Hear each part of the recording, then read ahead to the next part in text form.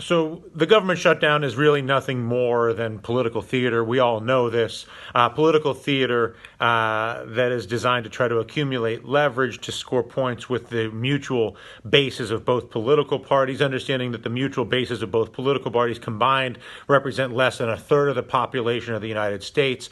And I look at the political shutdown as a great example of basically how the corruption of the two-party system with the gerrymandering, closed primaries, and closed debate system, along with the campaign finance laws, have allowed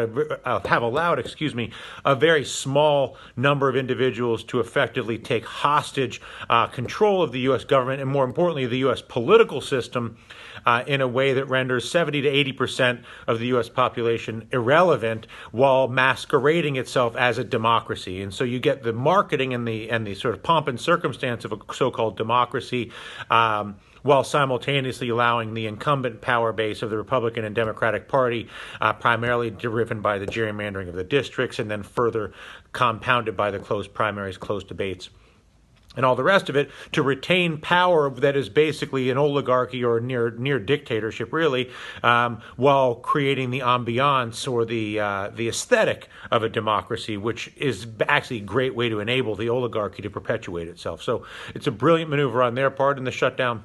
Just another example of how powerless the U.S. population actually is to influence anything.